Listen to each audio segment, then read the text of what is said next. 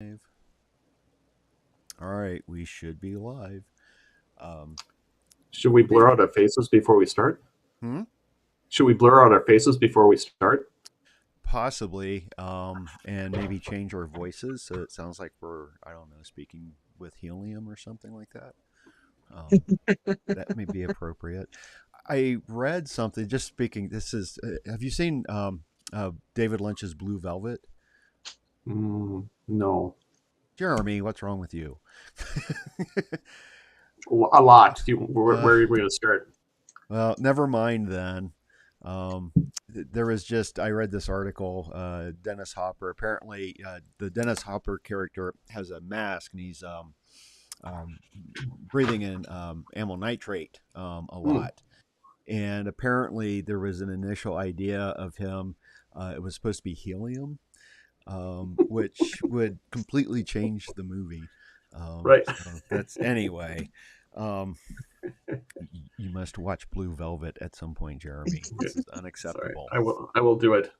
Yes. So Be anyway, there for. welcome. The latest edition of the Cocktail Apocalypse. Um, I'm Nick Mather, host at the Rebel Spirit Radio podcast, and I am joined once again by the ever lovely Jeremy Anderson and Stephanie That's Boudet. yay. Yeah, you're both very lovely. Very, Oh, very. no, no, no, no. That Jeremy is far more lovely than I. Uh, yeah. Well, he knows how to make a good drink, so Hmm. I does. yeah, that there are points there. So, how are you both doing today? I'm doing great. Doing Hmm. great. Good, Wonderful. awesome.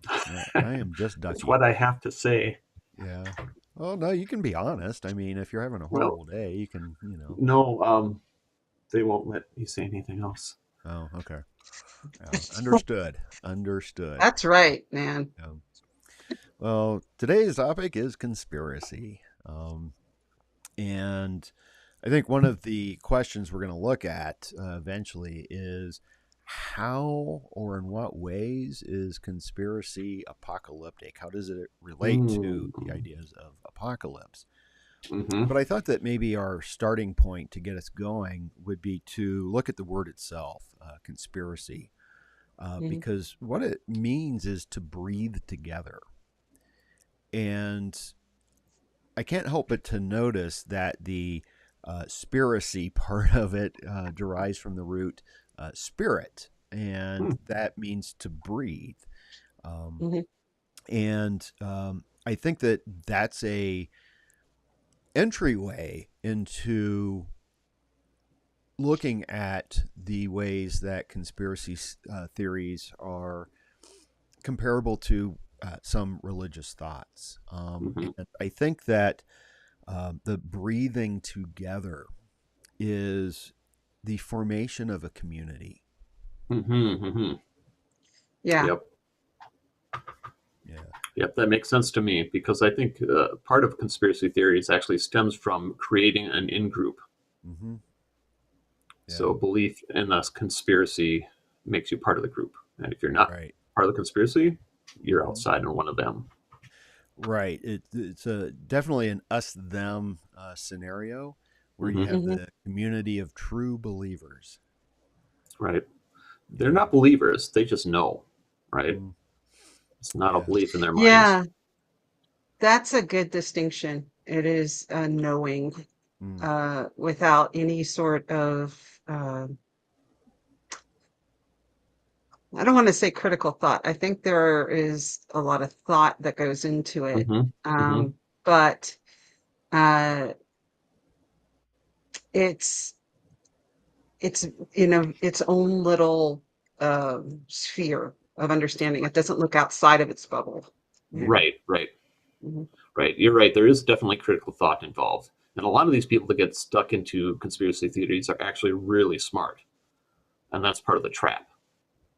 Mhm. Personal thought.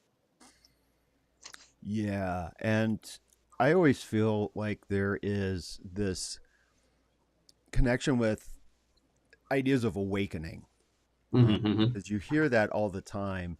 If you engage with folks, like in social media, who are or who have embraced conspiratorial thinking, often they will say, "Wake up," Yep. Hmm. Yep. and that they describe the experience in those terms that they had been asleep and then they woke up to the truth. Hmm. Right. Their eyes were opened, etc.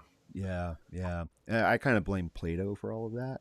But He's the father of conspiracy theories. Oh, I did not know that. well, I don't think he's the Well, father of conspiracy theory, but there is that idea of uh, being exposed to truth, Right. to a kind of absolute truth. Right. Hmm. You know? And then Yep. going back into the cave, which, social media is definitely some kind of cave, to try to wake up all the people who are imprisoned by Hmm. their false beliefs. Right. Right. Yeah. Hmm. And I think that this community aspect and this us them, it Hmm. also leads to a lot of scapegoating. yeah, Yes. Hmm. definitely. Yeah. There's a long history of that. So, Hmm. Yeah. Right. It's very rare that a conspiracy theory will be espoused by a member of a group for their own group. Mm-hmm. You know what I mean? So there's it's very rare that a Jewish person will come out and say, "Oh yeah, Jews run the entire banking system." Right. It's always about somebody else. That creates that identity, that communal identity, that group, or one of the hmm ways of that. and it has its origins in a little, sometimes, kernel of truth, right? Yeah. There is something going on, but Hmm. what's really going on? It might not be as deep as a conspiracy theory goes. It could just be Right. a bad situation that has arisen, Right. or you know, the people who are in charge need to redirect where uh, uh, where the problem is, so that it's not on them, right? It's Hmm. these people over here. These people are doing this, or there's Right. just a problem that is no one's fault. It's just the course of how things run. Hmm. But there feels a need to be some sort of control, right? Mm-hmm. Some Right. way to Right. narrative. Hmm. Right. Yep. Control of events that we normally can't control, and an explanation for things that are uncertain or unclear. Hmm. Yeah. I mean, those are components of it. Yeah, and Yeah. it could be something like, the Black Plague was a really good instance of this, where you had this horrible thing going on that killed what, a third of all of Europe, and Hmm. who are we going to blame for that? Well, if we, get rid of those people over there, it will all go away. You Right. know? And once Yeah. the disease runs its course, you could say, "Oh, well, look, we got rid of them and it worked." Right. Uh, Right. so, you have a uh, correlation versus causality issue going on Hmm. there, right? Yes. Yeah. Yep. And that's, And I'm sorry. go ahead, Nick. Go ahead, Nick. That, that's also the source of a common logical fallacy, poisoning Hmm. the well, where you try Yeah. to um, discredit someone that you're like debating with before they Hmm. have the opportunity to speak. And the source of it is back to the Black Plague. That the rumor was that Jewish family, or Jews were coming into villages and poisoning the water wells. And Hmm. so, of course, Hmm. if a Jewish family moves in during that time next door, are you going to show up with banana cake? I mean, I don't think they had banana cake back then, but you're not going to welcome them with open arms, right? Right. Um, Right. and that gets back into, and I think this is something we'll kind of keep repeating, circling back to, is this idea of critical thought, Hmm. and some of the Right. common errors in reasoning, the logical Right. fallacies that are embraced. Uh, Right. yeah. So, I'm sorry I interrupted you, Jeremy. So, what were That's all you? right. I don't remember what I was going to say, but it's interesting that you brought up critical thought because the brain actually functions in a couple of different ways. It has multiple centers of cognition. The two that are most important when thinking about conspiracy theories are the lower limbic regions and the higher cortical functioning. And the lower limbic region has to do with fear, rage, anger, basic survival. Mm. It also has to do with very black and white thinking, while the higher cortical functions have to do with more complex thought and empathy. So if people are afraid, and they tend to think more with that lower limbic region, which means they tend to think more in black and white terms, which mean either or, us Mm. versus them, things like that. Very clear boundaries so that they have something that they can latch onto as true. I don't. That, did I just totally tangent everything? But that's kind of where I'm going with that. So think about Yeah. critical thought again. So if you're thinking critically with those different regions of the brain, it's going to change the outcome of what you believe is true. Right. Yeah, that's a great point. Yeah. Yeah, it Great is. point on that. Um, so let's go a little bit further in terms of the connections between um, religion and conspiratorial thinking. We've got Mm-hmm. community, us them thinking, and this idea of knowledge, of a Mm-hmm. kind of gnosis, perhaps. Right. Hmm. And we touched a little bit about the sense of power, I think, Mm-hmm. of control, these ideas Mm-hmm. that um, someone is in control when the reality is probably no one is in control. Right. Um, but And I think that touches on fear, right? yeah, That whole Yes. fear aspect that really brings it all together, mm, right? Mm-hmm. If you're afraid of what's happening and everything's spiraling out of control, and you have to regain some control on it mm, for your own your own feeling of safety, Right. um, that's going to, make it so you're more prone to something that is seems to connect all the dots, right. whether it Right. does or not. Mm-hmm. But this seems like a good um, it seems like a good theory for what's really going on. And in fact, it's not a theory. I know it's true because da da Mm-hmm. da da. Right. Um, You need that certainty. And that mhm, certainty is a form of control, even if you have no physical control of it. At least you have mental control. I understand. mhm.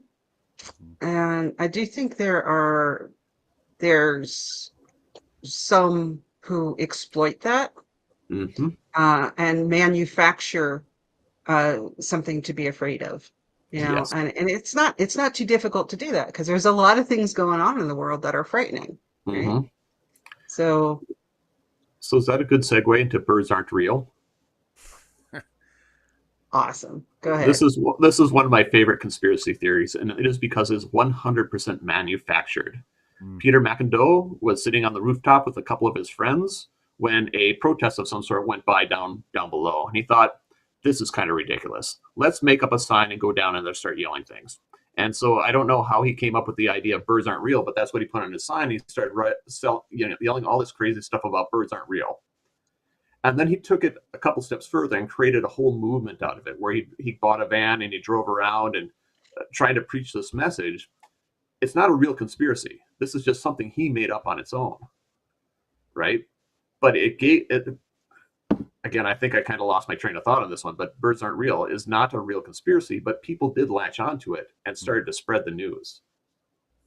Well, but And I then think it is doesn't because, that make it a real conspiracy? yeah, ironically, yes.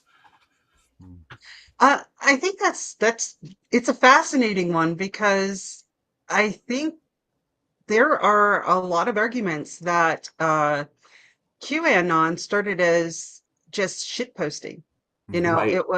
It wasn't a real thing, and then it just started gaining speed. Now, whether or not it was someone's joke or if it was, you know, really had some roots in a grand conspiracy, I mean, uh, doesn't really matter now Right. because it's out there. It's taken control of a whole bunch of people, and Mm-hmm. we have to deal with it now. Now, birds aren't real might be um, not at the same level there, unless you're Mhm. starting to think that the birds are there to take back recordings of whatever you say and report it to somebody. Oh, that is, yeah, that But is part of it. Yeah. uh Hmm. um, but it does show that you can start something as a joke and it can spiral into Right. something way out of your control, right? Right. Exactly. Because if it hits a couple of those items that we're talking about, and then Mhm. suddenly it becomes something all on its own, despite what the original person intended for it. Mhm. Yeah, Yeah. what kind of comes to my mind is a couple of things. One, memes, Hmm. um, and connected to that, I would say philosophically, both ontology, this question of what's real, Hmm. and also epistemology. How do we know? Mm. And it seems as if many of the conspiratorial thoughts, I mean, you can take the um, birds aren't real to one moment and one person, um, but yet there's also this sense that it does it's a self-replicating thing. Hmm. It's Hmm. Mhm. almost like a virus in that Right. sense. But on some of these conspiracies, I don't know that we can ever find the actual Right. foundation for them. And maybe there Right. isn't maybe there isn't one. Maybe Mhm. there's, like Steph said, QAnon maybe started as just some basic shit posting and Mhm. then sort of took on this life of its own, Right. you Right. know. But I think these are both questions that we really need to address. I mean, we don't have to address them right now here, but collectively, we need to address these questions of, well, what is real and how Hmm. do we know? Right. And in regards to knowledge, I think that one of the things that conspiratorial thinking, and this also, I think, religious thinking, which also addresses both ontology and epistemology, Hmm. I think that one of the points of comparison is, again, that sense of certainty Right. that Mhm. I know. Hmm. I know. Um, but And that's more of an emotional response than it is an intellectual one. I would argue it could be that both. certainty it depends on the mental gymnastics you've done. Yes, but how do you really know if you're intellectually honest with yourself? Some of these things you have to say, I really don't know, but I think. Mm. But if you're Yeah. certain inside, that's translated Yeah. into something more emotional. Mm.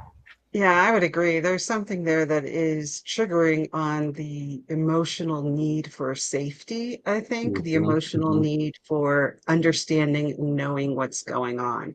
Hmm. Um, and and I do think, yeah, you're right. Also, Nick, that that employs some of the rational side, Right. or maybe even disregarding the rational side. It's this weird combination, where you both toss out some of your rational side, but you kind of keep this little Mhm. logic, or an understanding of the logic within the conspiracy theory, right? Right. Within what it is, you can logic through that, but you can't Hmm. go outside that bubble. Right. Yeah, and there's often, I mean, there's logic at play, but there's also a lot of inconsistency in terms of the logical thinking because often Mhm, the conspiratorial thinking is, I guess, in a sense, paradoxical.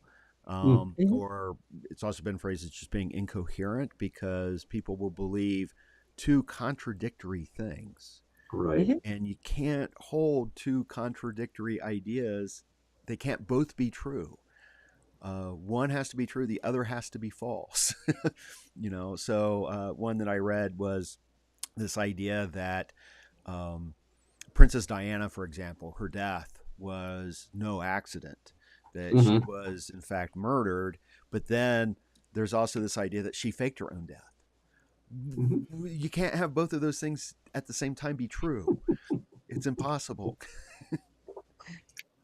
But do people hold both of those, or are those two different Yeah. conspiracy theories? No, some people do, and I think that if you start pressing people on, another example is not coming to mind readily, but maybe something will come to uh, both of you. Um, but I do think that people can hold these contradictory ideas of opposing truths at the same time. Hmm. We'll see if something Yeah. else comes to mind. Right, right, right. Maybe it's just a Huh. limitation of our own ability to hold truth is that we cannot hold contradictory truths at the same time. Yeah, but people do. Yeah. I mean, the Diana one is one. Hmm. I should have Or like, taken better notes, but or immigrants. Not yeah, only are they lazy, but they're stealing all our jobs.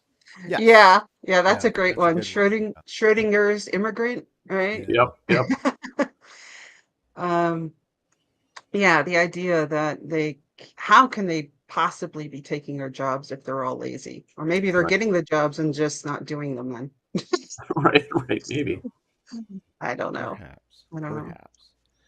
Um, and it also seems like the conspiratorial thinking.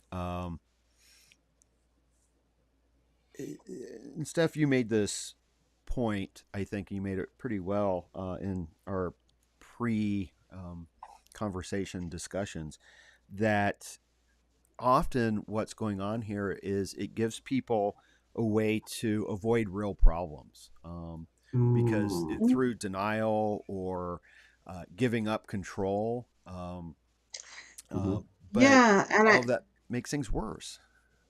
yeah, I think the example I used was climate change. Mm-hmm. Hmm. There's this massive problem that how are we going to even tackle this? Well, there's a lot of conspiracy theories around climate change isn't real. It's a means of renewable energy to make money. There's so many different ideas out there about why climate change isn't real. And Right, all of this does is harm us in seeking any sort of solutions to this massive problem.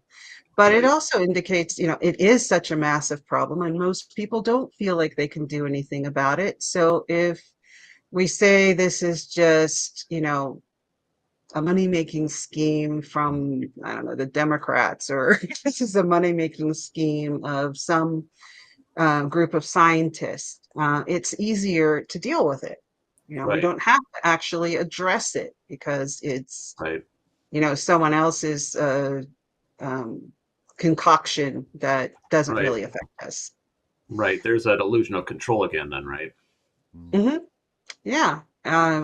We need to elect certain people, and these people will make sure that we don't have to, worry about us losing access to certain types of products that we've been told are dangerous to use because of climate change, or it's a way that we address the problem without actually having to do anything about it. Right, Mm-hmm. right, Yeah, and it means that we don't have to make any substantial changes. right. Hmm. But it's interesting, especially with climate change, and this is something I personally kind of struggle with, not in regards to the science or the existence of climate change, but the response, because all of the response is put onto individuals. It's up Hmm. to us to consume less and change our diets and use more energy efficient light bulbs and whatnot. But when you look at the actual emitters of carbon dioxide and methane, it's corporations in the military. Hmm. Hmm. And what needs to be done, what needs to be faced, is this entire social economic um, structure that we have.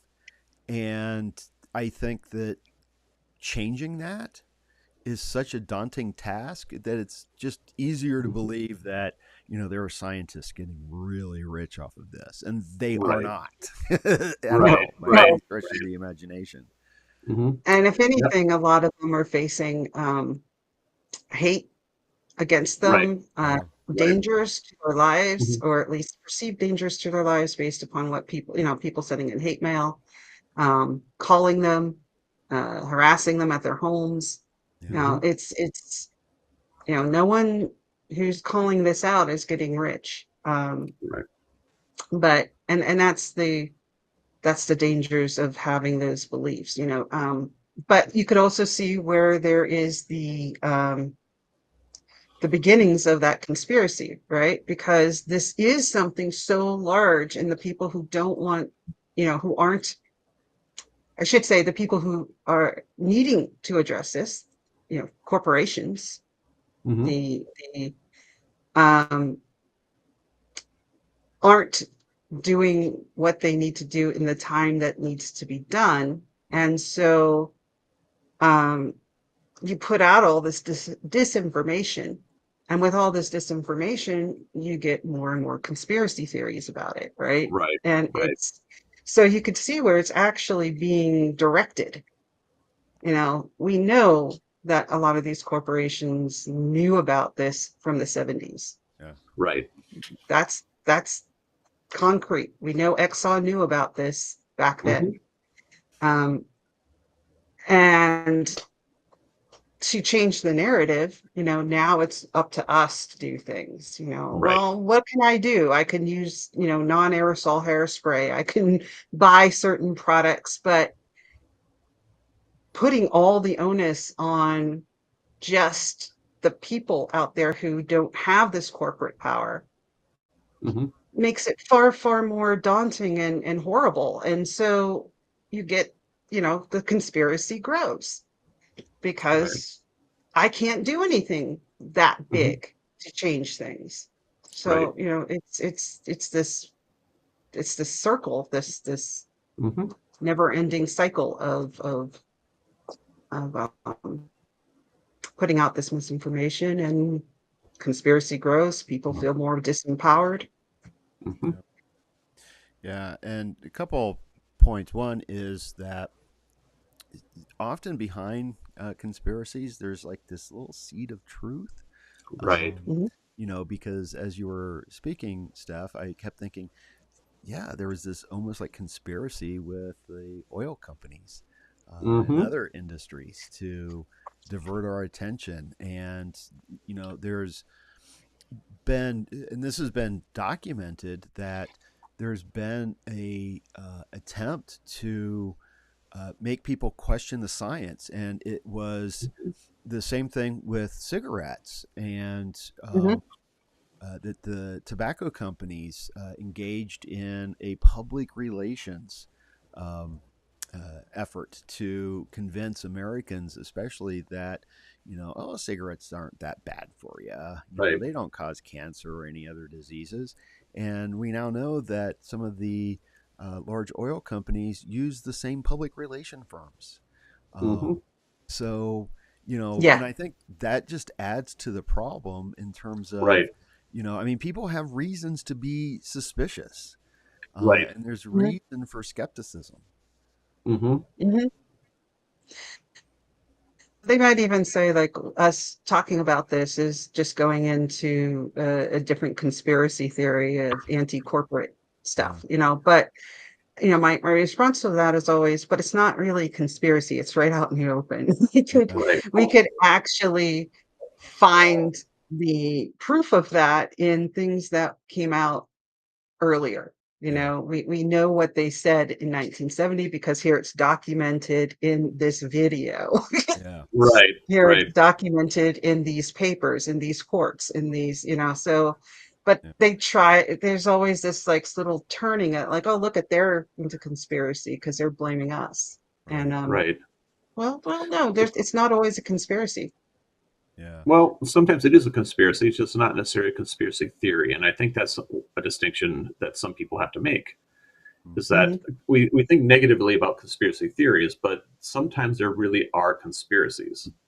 mm, It is certain people, but are all corporations working together to create these narratives? Or are they just individual people thinking, oh, we need to sell more cigarettes. Oh, we need to sell more oil, and working independently to find a Hmm. way to make that happen versus, a large group of a cabal of Illuminati or whatever coming in and saying we need to control these people so that we can sell more stuff.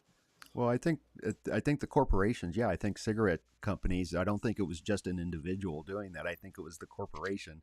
You know, I mean, these are made of individuals Yes. and CEOs and shareholders, Hmm. but they were the ones making these decisions. I think that Hmm. the way I would look at this is that, you know, again, we have reasons to be suspicious, and there is evidence, like Stephanie mentioned, but you know, critical thought is to be responsive to evidence, Right. and Hmm. to change Right. your mind when you're presented with good, compelling evidence. Hmm. Whereas I think often in conspiratorial thinking, there's ignoring of evidence Yes. or Yes. Hmm. over interpreting Yes. evidence, and they Hmm. just reject anything that doesn't fit into the worldview. Right. Identifying Yeah, false patterns and Yeah, then holding onto that fat pattern and making everything else fit that pattern.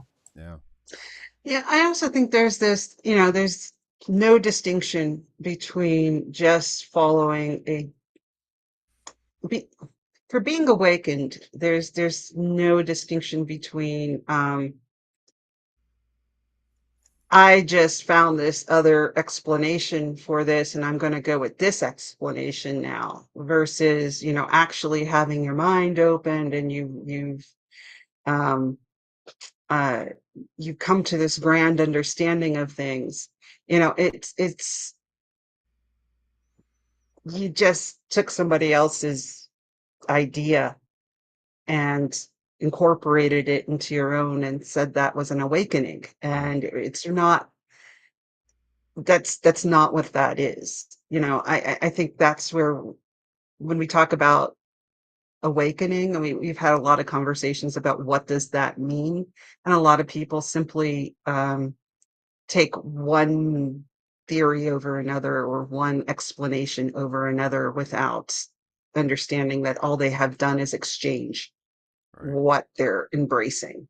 Hmm. Yeah, and I think one of the common refrains is do your own research. But Yeah. what that really means is, well, just find all the stuff that supports what I'm saying. Right. Hmm. Yeah, you know, Right. and Little I do always they. like.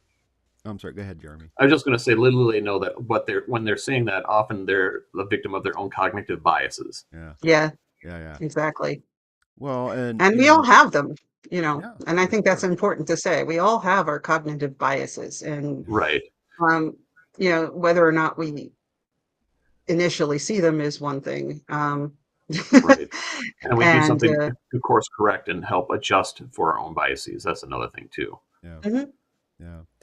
Well, and I always like to kind of point out that, especially with things like climate change, that the research that supports climate change, all the peer reviewed published papers, the way that science works is like, oh, look, we did this experiment, we made these tests, and Hmm. you can replicate them. Right. mhm, That's how you test the research. Hmm. And people are like, well, no, no, no, I'm not going to do that. I can't do that. Um, you Right. know, said, you know, this is much easier to believe this is true. Um, Hmm. but I think the other thing, just sticking with climate change here just for a moment, is, you know, it's not just that scientists are getting rich off of this. It's the United Nations because they're the Oh my ones gosh. putting all this documentation out. And we all know what their goal is: one world government. Oh my God. yeah, You're right. You're Yeah, right. Oh my God. yeah, yeah. yeah. New World Order, I Yep, believe. that's Yeah, it. and that's the one that's been around for a long, long time, hasn't it? And it's Hmm. just, you research New World Order, and boy, the rabbit hole it sends you down, because now you have the bunny crash uh of all conspiracy theories. It's like they all Mm. come to one in New Wow. World Order, which, as we all know, was concocted by George H.W. Bush. Right. Yeah. We Yeah. all know that, right? Yeah. Of course we know that. Of course. Yeah. Yeah. Yeah. But Yeah. Yeah. I it know was it. just a description, right? It wasn't a agency, Hmm. right? No, I know he Yeah. certainly Yeah. didn't mean it in the way that it Right. took Right. life, right? Yeah.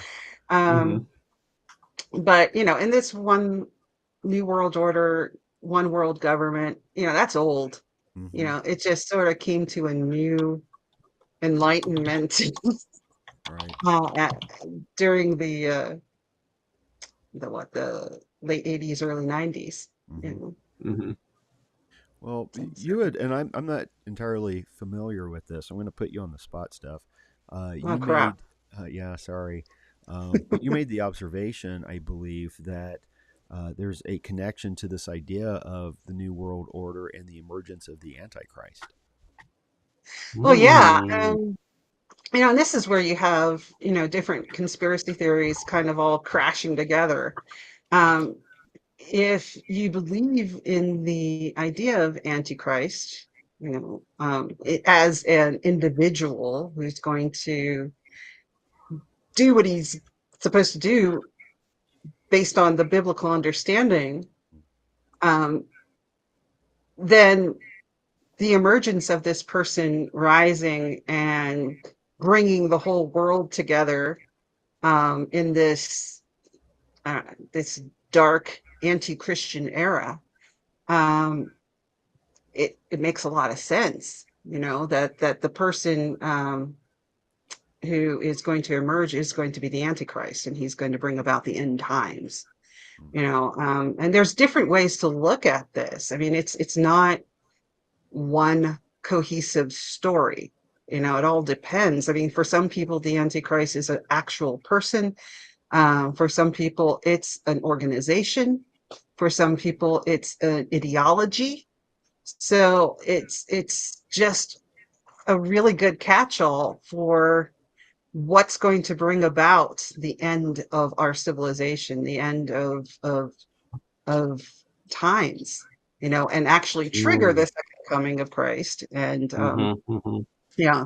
And so it's one of those things that, yeah, you could see it, how easily this belief plays into this larger conspiracy.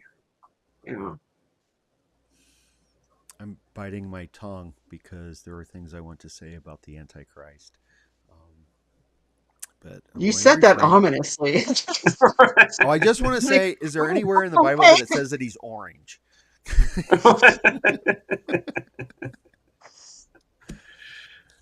Well, let's look.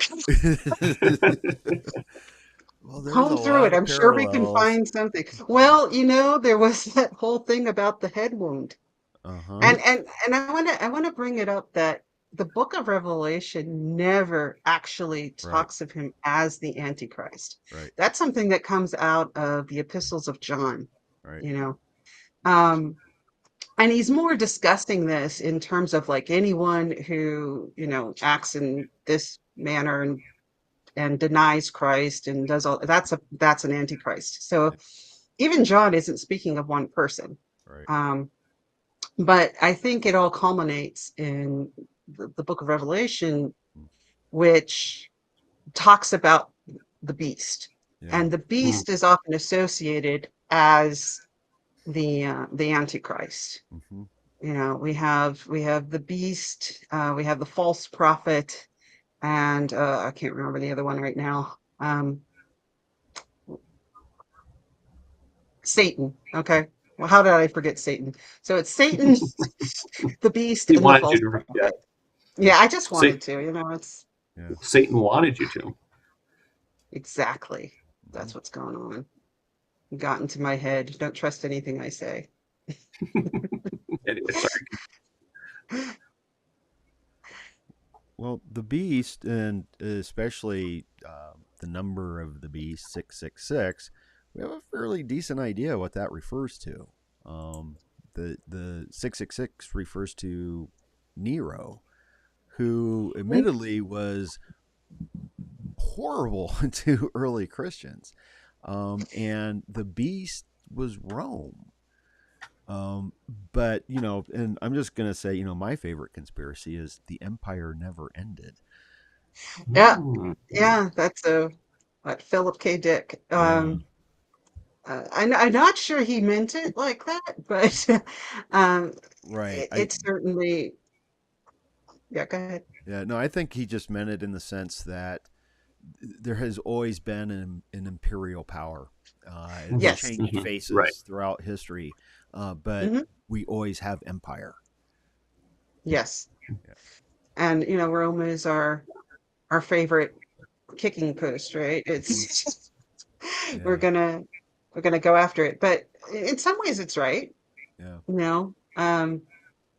The way we embrace empire as we do, whether it's Rome, America, the British Empire, hmm, it's all sort of the same kind of imperial beast. yeah. Well, and if you look, I mean, just biblically speaking, if you look at the Hebrew Bible slash Old Testament, the entirety of it happens against this backdrop of these imperial systems of domination. Hmm. You have Egypt and Persia and Greece and Rome and Egypt again, or I know Egypt should have gone before Rome, but you get the drift there. It's always this backdrop of oppression, um, Yeah, because the empire never ended. The empire never ended, and if yeah. Jesus had done his job, the empire would be gone. I think there's this idea of that's why the idea of Jesus changes from the Gospels to the book of Revelation, where, Jesus comes back and he is changed. Yeah, He's got fire and swords coming out of his mouth, and he's ready to kick ass, right? But he's not going to do that until the end times. So the rise of the Antichrist actually must happen before Jesus will come back yeah, and vanquish it. yeah. So it's not that Jesus didn't do his job, it's like he hasn't done it yet. Yeah. So I have a question. I'm gonna put Stephanie on the spot here again. Ah, ah, How long have you been a member of the Illuminati? a long time. Okay, that's what I thought. Yeah. Jeremy, I think you're in Skull and Bones, aren't you?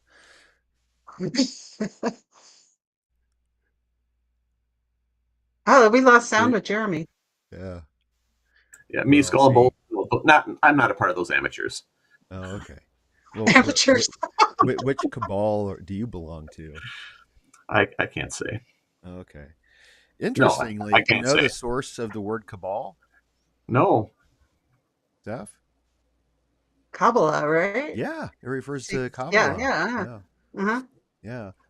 And that is a very common feature of many conspiracy theories is let's blame it on the Jews.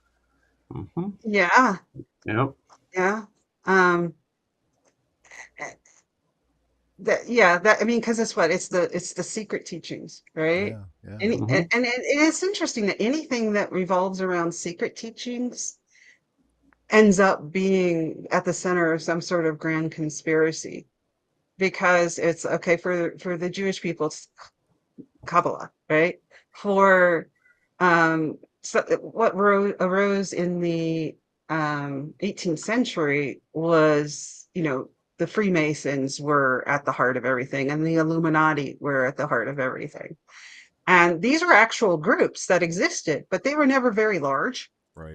They were, um, and yeah, they kept things private. But whenever you have that occurring, all of these ideas come up around it, like they're up to no good, Yeah, you know. Hmm.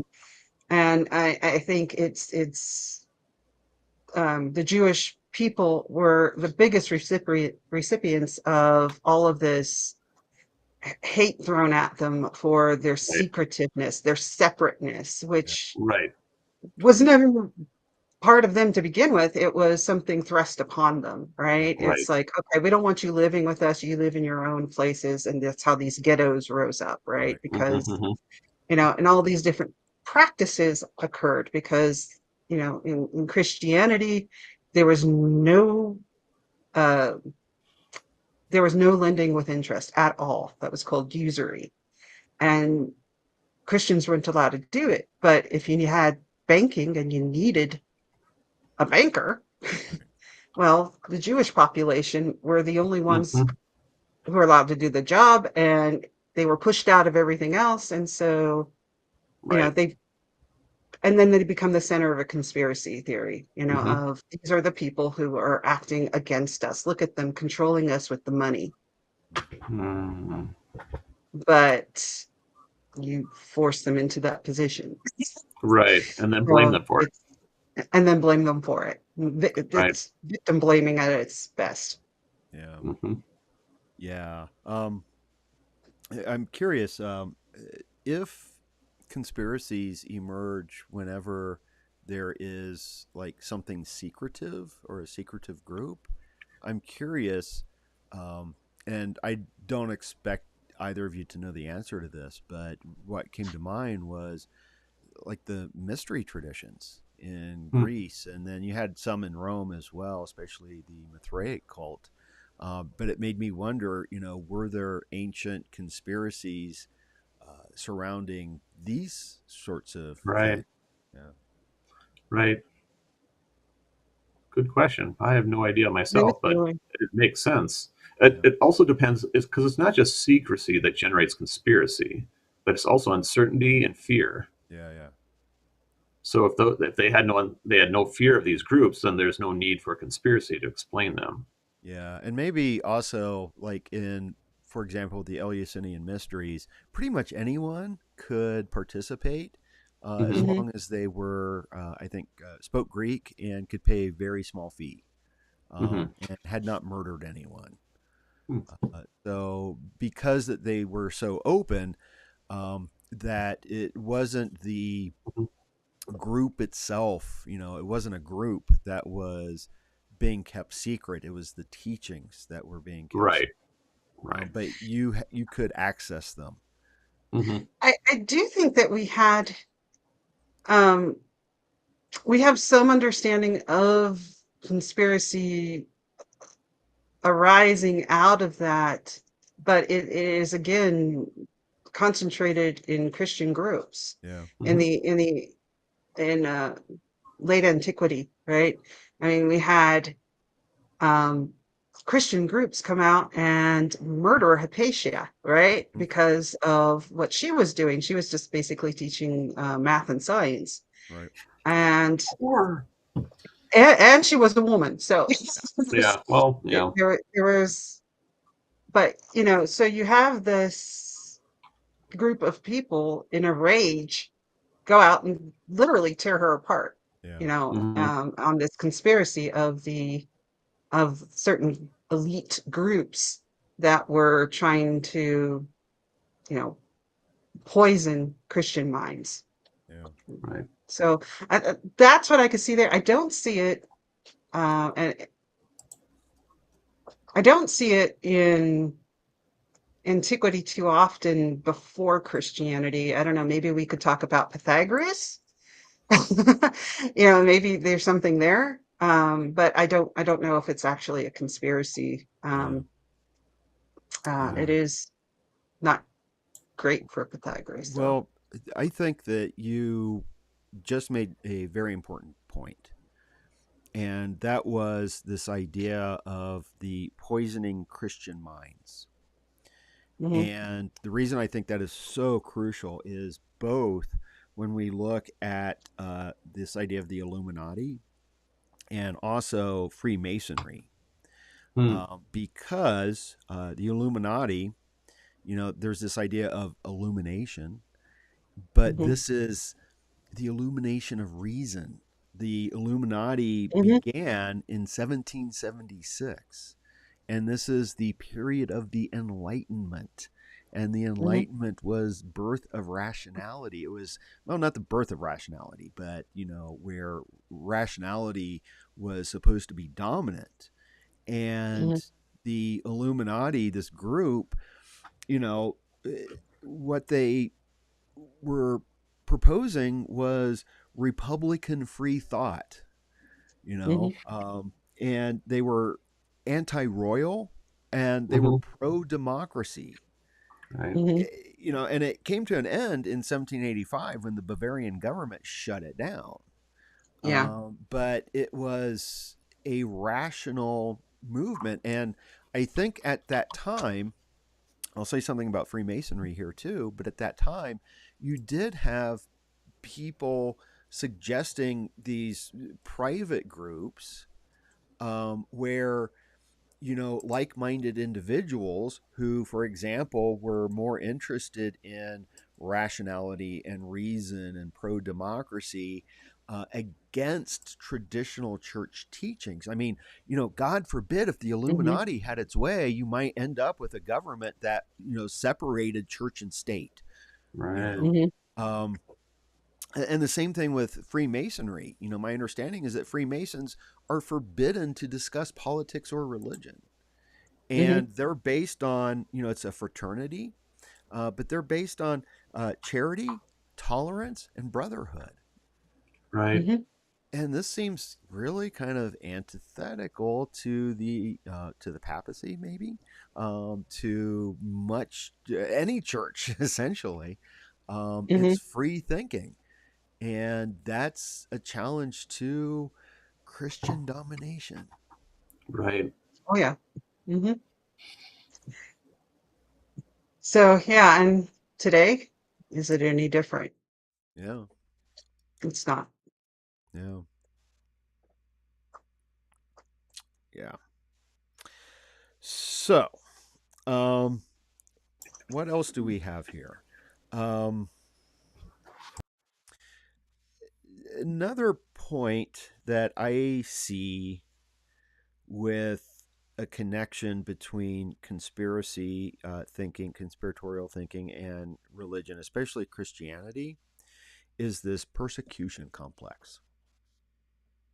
Hmm. Yes.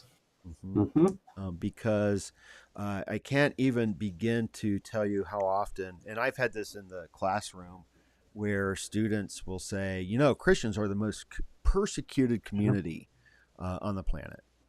Hmm. Right. And I know that Yeah. the knee jerk reaction is, you're the largest religion in the world. How can you Right. be persecuted? But it is true that Christians are the most persecuted religious group on the planet. But it's true for two reasons. Hmm. One, there's just so many of them. Right. And two, who's doing the persecuting? It's not non Christians, it's other Christians persecuting other Christians. Hmm. Right. Really important context there that often gets left off the Right. conversation. Right. Um, Just like the whole idea of Christians being persecuted by Rome until the Christians took over Rome. right. The Hmm. Romans, for the most part, persecuted Christians not as Christians but as Jews. Mm, So one of the things that happened was that the Christians needed to separate themselves from this other group, this other Jewish groups, so that they would avoid persecution along those lines. yeah. Yeah, and we know through research now that there was never a long sustained persecution of Christians Right. by the Roman Church, but there Right. was pockets of it. Hmm. Like Hmm. Nero really was horrible to Christians, and it wasn't Jewish Christians. It was Christians Mm, as by then that had been completely separate from the Jewish hmm. population. Right. So, yeah, it did it occur? Yeah. Did it occur as much as we've been told? No, absolutely not. I mean, Right. we have records of Roman governors, procurators, who would send them away in droves because they wanted to be martyred. And they're like, what is this? I don't know what this is. Leave me alone. Go away. Um, Part of so me, no me, no me. Yeah. because Well, that's part of the faith too, is yeah. Right. defending it Right. and against those that might persecute or kill you. Yeah. Hmm. You're defending the faith, and if you're not being persecuted, then sometimes it has to be manufactured. Hmm. Yeah, I think it's the scholar Candida Moss. I believe her book is The Yes. Myth of Persecution. Makes Yes. the comment that there's a difference between persecution and prosecution. Hmm. And Hmm. like you Right. said, Steph, often many of these early Christians were actively seeking out prosecution. Yeah, and there's also this idea where the word martyr is a Christian term. Mm, Hmm. But when you look at the history, you can see that, they really weren't the first to stand up all right. for their beliefs and die for them. Yeah. Hmm. But they're the first people to actually coin a term for it. Hmm. But like you have Socrates, Right. you know, Hmm. someone Hmm. like that, and uh, they kind of borrowed Socrates, Mm, in a lot of their beliefs and discussions because he that the good death is mm, what he embraced in the end. So there's a lot that connects Christianity with martyrdom and persecution, right. and as it being an ideal way to die. Yeah. I think that's also a really important point, and you can see this as well in modern conspiracies, and that the person is a persecuted victim, but at the Yes. same Mhm, time, they're the hero. Yes. mhm, Yes. One that comes to mind, and this is one of the ways to, and I think this is important for us to kind of go reflect and review some of these things about how to spot conspiracies, right? Ah. Yep. And one of them is this, is the person making these claims, are they also making claims that they are being persecuted somehow, but yet Hmm. presenting themselves as the hero by bringing forth all of this important information? The one that comes to my mind is during the pandemic, in the height of it, spring of 2020, there was a short video that went viral called mhm, Plandemic. And it featured this Hmm. woman, Judy Miskovitz, Dr. Judy Miskovitz. She does have a PhD. And she definitely plays that role, that there's some kind of nefarious plot against her, but she is now the hero saying, look, this is all planned and it's not as big a deal as you think it is. Um, and all of this, with, really spooky music in the background. Hmm. Hmm. And spooky music is one way to consider, yeah, that's a good sign that there's a Right. conspiracy theory, Right. going on. it's But it's always, yeah, I something listen that to tells spooky you music what all to the time. think. What are you talking about? Yeah. Yeah. That's It's it. called, Goth music. That's what it. yeah, yeah, Right. that's what Continue on. conspiracy of goths. Sorry, Steph. Keep going. Oh, it's okay. I didn't have anything else. Oh, Okay. yeah. But I like the idea of connecting that to this Christian idea of martyrdom. Right. Mhm. So here's a question then: is this whole idea of the Christian martyr a conspiracy theory? I mean, it's been carried on for a long time. Is it the same thing, or is it something different?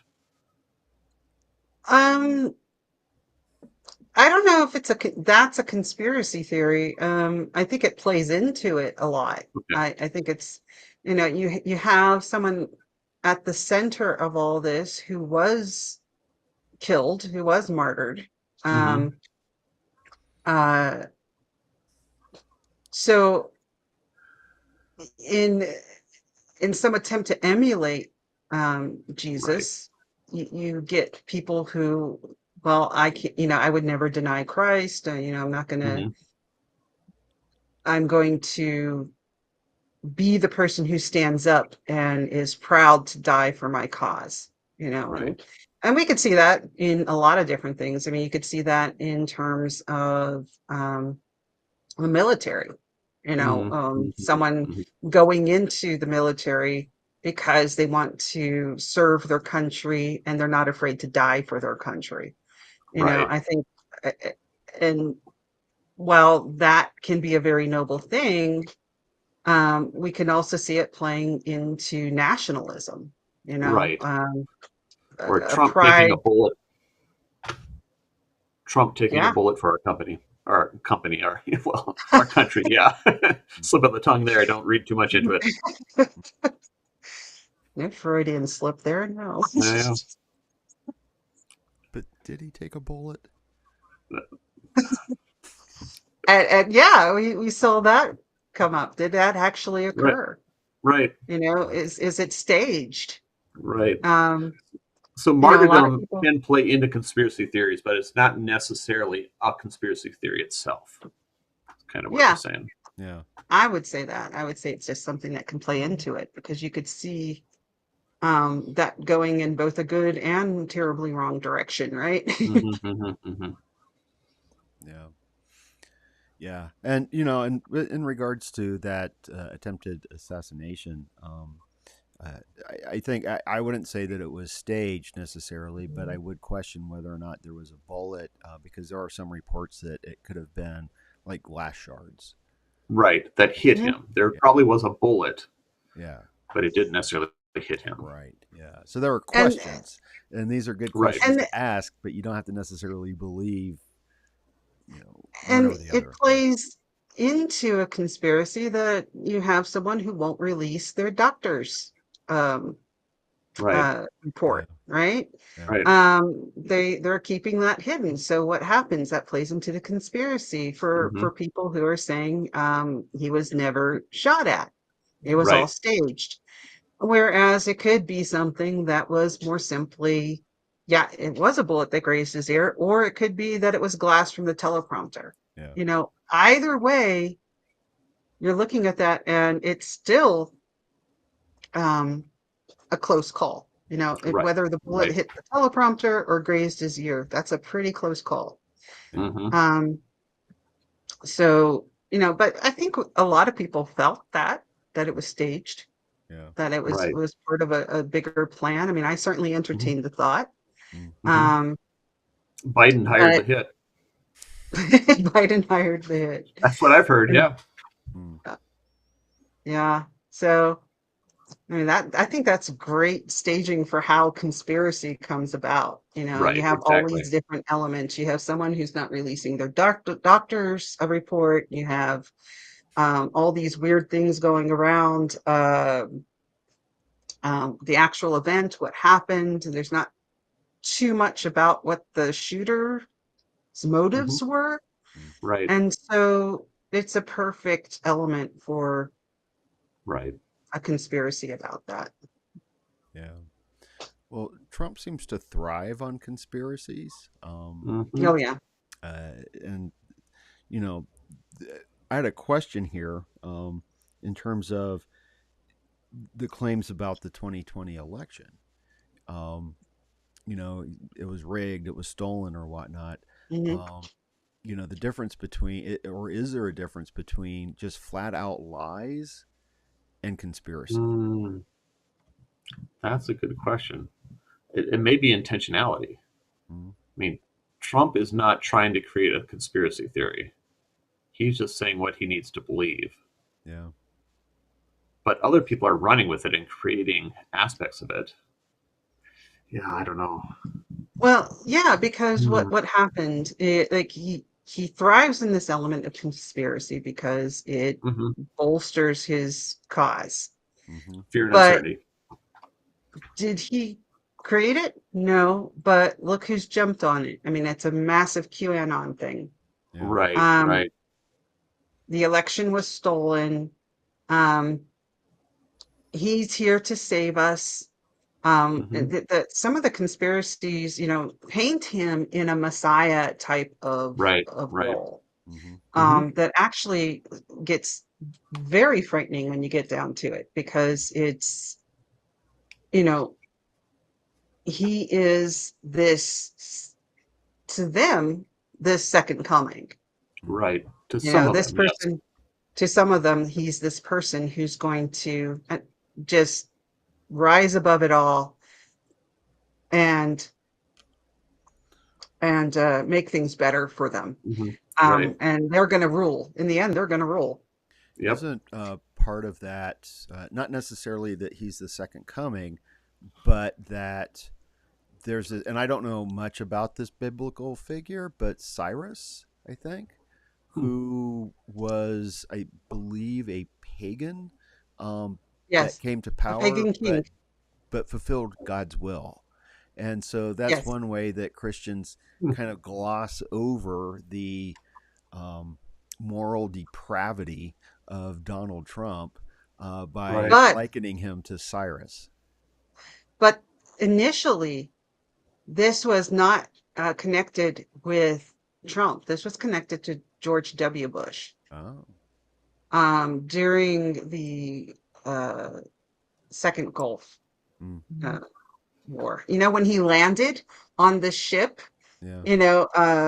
on the carrier, and he comes out, and he's all like he's a fighter pilot like his father, and Mm. he's just this triumphant thing. He actually made a quote referencing Cyrus Oh. Hmm. uh, that most people wouldn't have picked up on unless they were part of this type of fundamentalist Christian group. Mm. So he actually used biblical language that would be code for those who are into it. I had not heard that Trump was co-opting that as well. Yeah. Or that Well, people attributed that to him because it had always been attributed to Bush before. yeah, I don't think that Trump was co-opting it, but rather it was something that was coming from outside of Trump. There was, Okay. uh, I have been intending to do a movie review because I noticed, I don't know, it's been like 3 or 4 weeks now on social media. I started seeing people sharing links for this documentary called Bad Faith, which Hmm. is all about Hmm. Christian nationalism.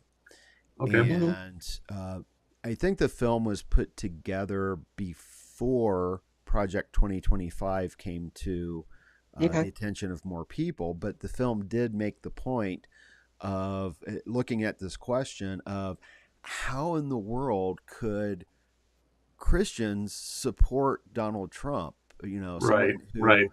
who, you know, blatantly embraces the vice of greed and has had multiple wives and affairs and just has an impoverished character. I simply cannot think of one virtue that Donald Trump possesses.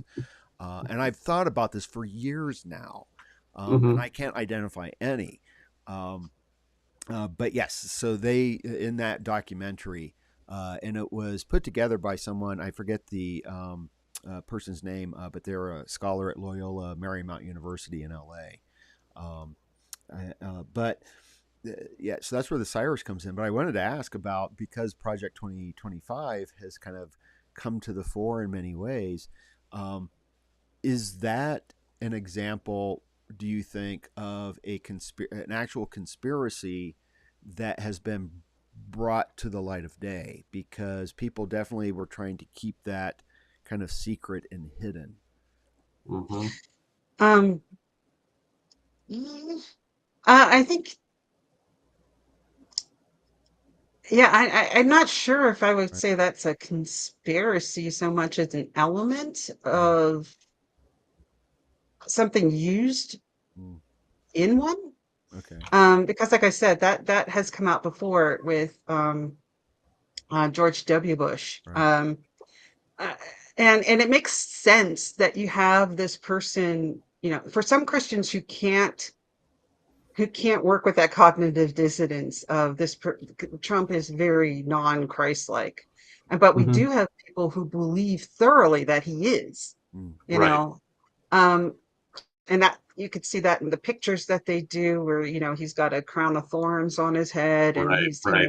there's all these different ways that Trump is viewed. But for those who cannot cope with that cognitive dissonance that Trump is not Christian, um, this idea of Cyrus, King Cyrus, certainly plays into that because here is the Savior who is not of them, Mm, but will do the work of God. He's like the Christian wrecking ball who right. Hmm. comes through and just brings everything down. It just, you need someone like that who could just, take it out. Yeah. Um, so yeah, I think it's part of it. I think it's how they make sense of the cognitive Right. dissonance Trump. Right. Whether they actually invoke Cyrus or not, it's the same sort of mental gymnastics. Mm, Hmm. yeah. Yeah. Well, Trump definitely presents himself as being a persecuted martyr, Yep. Yes. you know, and savior, you know. That's, Mhm. oh yeah. Um, and it's sort of breaking down now, isn't it? I mean, it's the the spell that he had on a lot of people seems to be unraveling. Um, Not completely. There's obviously a lot of people who are still very attached to him. Mm, Um, Right. but I think that's because it's all tied up to identity. Once you've been conned, Yes. um, Yes. giving, admitting that you've been conned is a very difficult thing because you've Right. put everything into it. Hmm. You now people are going to say, "Oh, what a dumbass," Right. and Or that's I not, told you so. Yeah. I told you so, all this stuff, and they're going to double down. yeah. Um, it's not something they can easily just give up. Right. Right. And when I was doing a little bit of research on conspiracy and why people get involved and how to break people out of it, one of the things that one of the people said was that it's easy if they've not identified with the conspiracy. It's almost impossible if they have.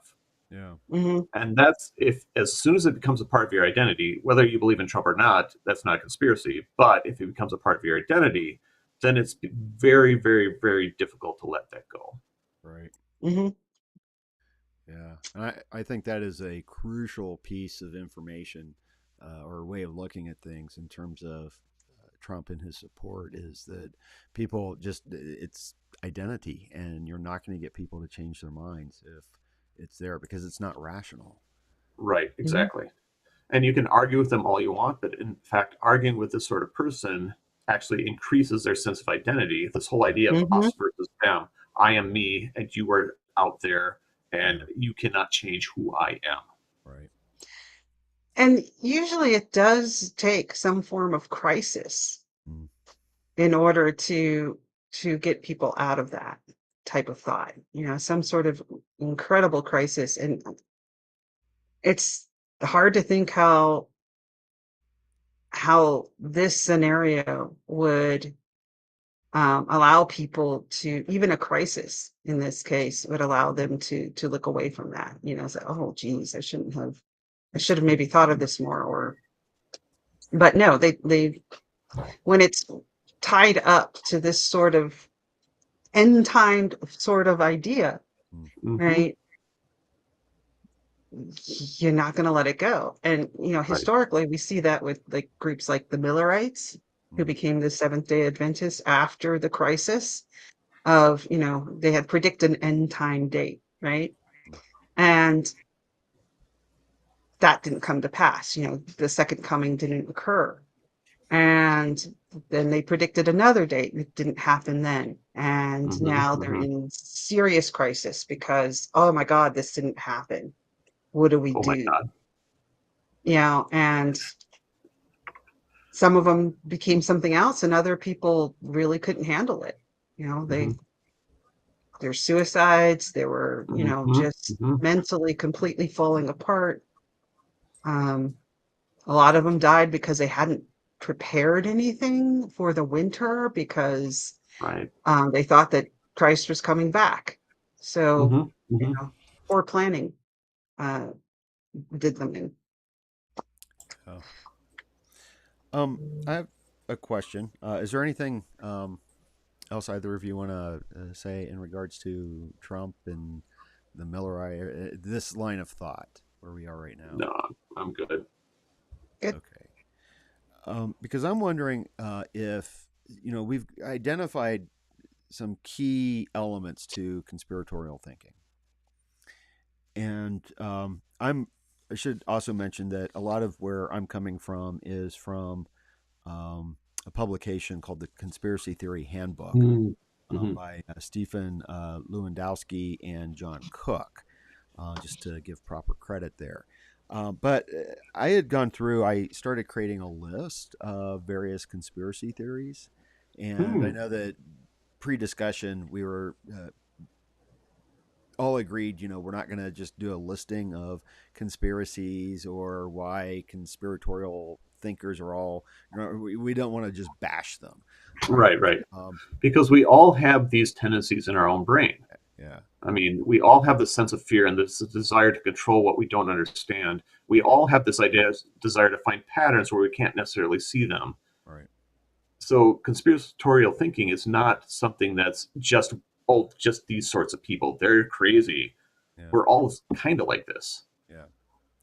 Well, my question though is this one. Okay, sorry. Looking at a very specific conspiracy theory, and I'm wondering how it might fit into these criteria because Mm. it's difficult for me to see where it fits in with much of this. And this is the moon landing was faked. Ooh. Hmm. So, a group of usually powerful people with a secret agenda that's either nefarious or malevolent that works against the common people. Mm-hmm. That's But one definition of conspiracy that I've heard. The question is, how do people justify that this is nefarious or malevolent, right. and how's it working against the common person? Mm-hmm. Huh. Steph, do you have any ideas? Why the moon landing was fake. I think that in and of itself goes against deeply ingrained ideas of whatever they believe. Their religious beliefs, Mm. I think come into Mm. play. Um, But it's also I anti-science in a way, isn't it? Yeah. definitely anti-science. Yeah. Um, this is one that's so hard for me to understand. Yeah. But I think we live in an age where so many things can be faked. Yeah. Mm-hmm. Um, we have, deep fake going on where we can't tell if um, uh, certain things, like I think we've seen some things where they would put a political person up and then they would show you how they could fake that. Right, You right, can make it look like they're saying something that they've never said or Right. doing something that they've never done. That's possible today. So I think there is a lot for a lot of people, if they can't wrap their mind around it, they can't figure out how it could possibly be done, then they don't believe it. right. Like my father to his dying day did not believe that in dinosaurs. He just didn't think that they existed. I mean, just like birds, and we know there's a connection between dinosaurs and birds, Mm. right? Yeah. Um, but and for him, like if you listen to him actually discuss it, there is a logic to it. Mm. What Mm-hmm. he's missing is information, that Mm-hmm. he my father was 89 years old when he died. So, he comes from a time where that information wasn't readily available. Right. Um, and so I think a lot of people, if something challenges their beliefs and they can't rationally think about it in a certain way Mm-hmm. because they're missing information, and they might even discount it if you presented it to them because it's not from when, they were growing up or whatever. You get these conspiracy theories around stuff like that, Right. that how could they land on the moon? How could we possibly do that? You Mm-hmm. know, and to me, that's not that different than um, the earth is flat, Right. flat earthers, Yeah. you Hmm. know, and I've watched some of them come to the realization through these different experiments that people put out there, Mm. figure it out that it has to be round Yeah. because they did the experiment, Right. and Mm. they're like, oh, it's like it's something that shakes their whole belief system when it happens. Hmm. Yeah. Yeah. I think that's pretty accurate, and I kind of want to stick with that. But I do want to say one thing about the dinosaurs, and I don't think this is where your dad was coming from, but my favorite all-time explanation from like young Earth creationists.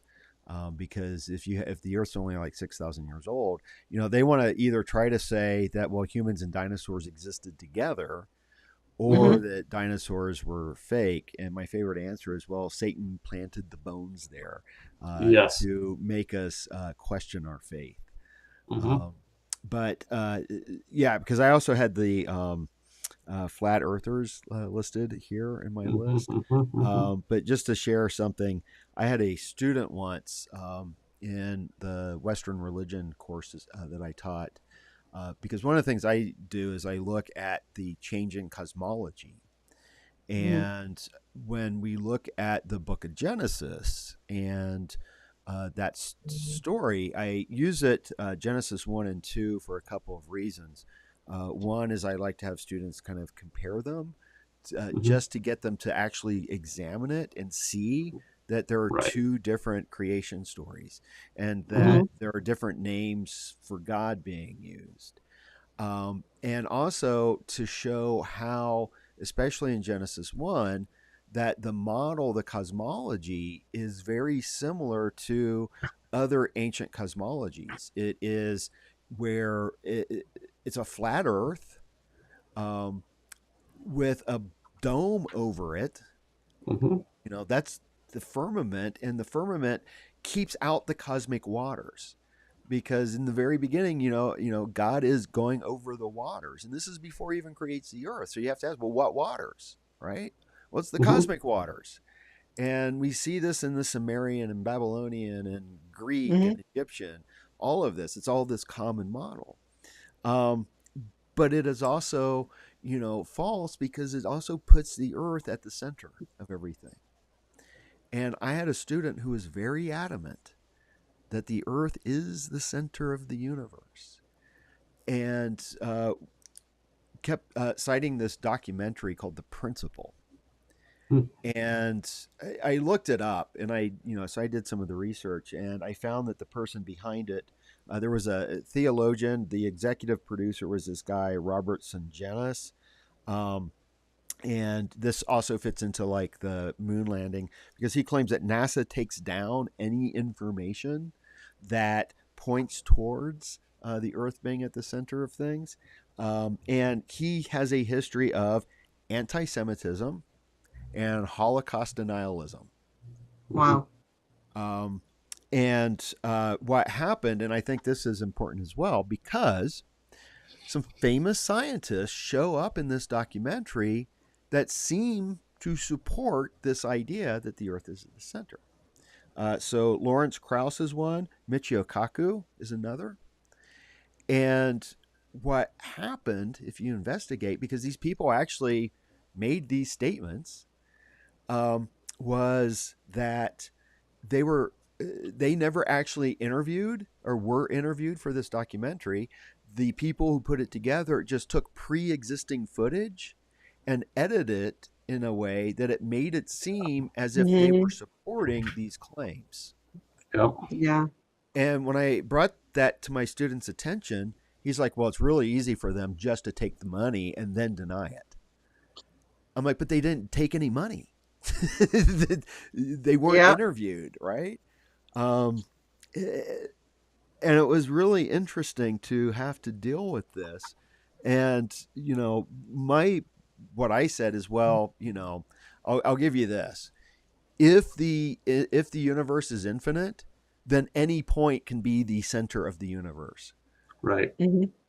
You know. but he wasn't happy with that. Um, Right. but I just had to go on that little rant. Excuse me. Fair But enough. I think that also plays into things like Yeah. when you talk about the universe, you talk about anything with astronomy, with Hmm. physics, you're getting into territory that is so vast and Hmm. so Hmm. difficult to wrap Hmm. your mind around Yeah. that this is again that ability to control the narrative that Hmm. you're Right. being, that you're being shown. Oh my God, I can't reconcile this. So you start making these stories around it, Hmm. right? Right. Because now you can control it. Now you can Mm, figure it out better. right. I mean, So, it's easy to see why a person would do that because right. it's too much. Yeah. Right. So, in a way, are conspiracy theories a new mythology? I Um. I think it's possible. Yeah. Yeah. I definitely think it's possible. I don't want to go into this because we discussed all of this a couple of weeks ago, Right. or Right. Right. a couple episodes Similar ago. topic. Yeah. But UFOs. Hmm. Carl Jung said that these were a myth in the making. Right. And Diana Pasulka, the scholar in her book American Cosmic, kind of runs with that argument. Hmm. Um, so uh, maybe, Hmm. Hmm. maybe, It's just something to think about. I don't think we didn't talk about this pre-show at all. This is just a yeah, thought that just came to me. So it's something for not just us, but all of you to think yeah, about. yeah. You know what? I think that if conspiracy theory could eventually become a new mythology. Mhm. Um, and maybe that's exactly how some of our mythologies, our beliefs, our faiths came about was through something like something like Hmm. this. Right. I think we're seeing it right now. I think we're seeing like a myth that's generated by QAnon, Hmm. Hmm. um, Hmm. that is creating this entire mythology around Trump, right? And not to bring Right. it all back to Trump, but Mhm. I see that occurring. Now, whether it sustains is another matter because we have a Right. lot of different beliefs that fall apart after so many generations. Hmm. But, could it be the beginning of something? Well, I think it depends on whether or not it wins. Mm, Right. If it Right. wins the argument, sure, sure Hmm. it could. You know, there are a lot of myths around Lenin, Stalin, Hmm. Right. that persist. So, yeah, maybe. I do not want Donald Trump to take on mythic form. I He need already that is in some Oh, man people's to oh, minds. go sweetie, he away. already has. Come on. He already has his own prophets. Did you know that? Yeah, no, he needs. There's Trump prophets. So, okay, we're not supposed to laugh and ridicule. I'm sorry. I want him out of. Go. Yeah. I'm so sick of him. Hmm. Even this conversation, we're talking about him too much. I can't stand it. Um, Moving on. well, But, yeah, that's unfortunately the problem with yeah, conspiracy theories right now because he's at the center of them. yeah, A lot of them, He's yeah. at the center of a lot of them, yeah, you know. And QAnon, really, what's fascinating to me about that is that it really builds on stuff that has already been, yeah, Hmm. right? It takes so much from the protocols of the elders of Zion. yeah. I mean, the only thing that's new from it really is Hillary Clinton. Right. Hmm. Well, That's the one I can't figure out. yeah. Well, and I don't even know. We don't really hear about QAnon that much anymore. Um, Right? Oh. yeah, but They are still there. yeah, Hmm. but I see a connection, another kind of religious connection here, um, Mhm. with you mentioned Hillary, because we all know that she likes babies on her pizza, And Oh, yeah, that's right. yeah, Pizzagate, yeah. yeah, and that this is a again cabal of pedophiles, but also Hmm. Satanists. Hmm. Hmm. And it seems to me that this is a new iteration of, in some ways, is the satanic panic of the 80s and Yeah, the Yes. early 90s. right. And and here's where, you have people with the best of intentions, Mm. right? They want to stop the Hollywood cabal of people who are killing children and they're Hmm. pedophiles and they're using their blood. And you're listening to this and it's like, this is nothing different than a blood libel Right. Yes, from yes, long yes. ago. Hmm. And, and this idea could really get people hurt, really get them killed. Hmm. Right. And we're already seeing stuff like that come out. Hmm. But it's the same iteration of, the protocols, Right. to Jewish blood libels. Hmm. And Or yeah, I mean, it's just or there's growing and growing. right, or the new thing is now post-birth abortions. Oh, yeah. That's a Well, similar expression of this, isn't it? I don't know if that would be, it may be. I wouldn't put that as conspiracy at the moment, Right, but not rather yet, but just falsity. right, Mhm. Yeah, I think it's I wouldn't use it as its own conspiracy, but it seems to right. be a part of Mhm. other conspiracies. Hmm. Yeah. The belief goes in with those. I wonder how much of this is kind of like sort of suppressed shadow in a sense. Hmm. And Mhm. what I mean Be by more. that, I'll use the example, we'll kind of circle back to climate change for a moment. We have all this concern, what about the babies? What about the children? But Hmm. yet we have Holocaust levels of death happening in Africa because people are starving. And there are Right. many causes for that, but changing climate is one of them.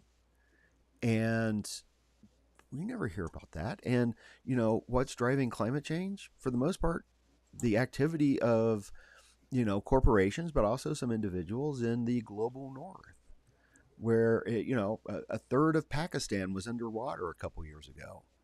And I'm sure that more than a couple young children drowned in that. Hmm. Hmm. And, is it that, we're only concerned with little white babies? Yeah. There's that. There's also the out of control issue. Yeah. I can't Right. do Right. anything about that. I can stop Hmm. these Hollywood elites Yeah. and I can expose that, but I can't help acts of God. Right. Hmm. But really, is it an act of God or is it what we're doing to the earth that's causing this in the most vulnerable parts of the world?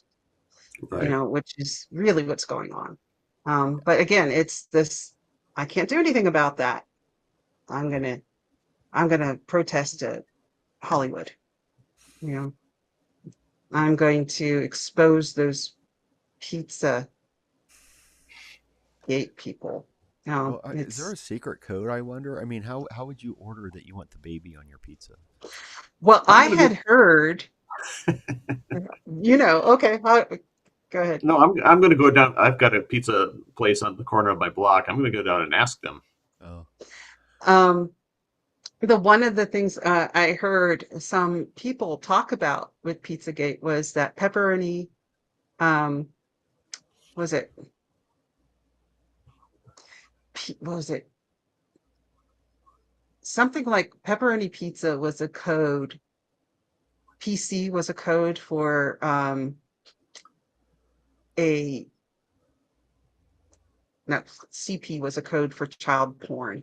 And mm, it came out something I can't remember now, and I'm sorry, but it was something like ordering a certain type of pizza. Pepperoni Hmm.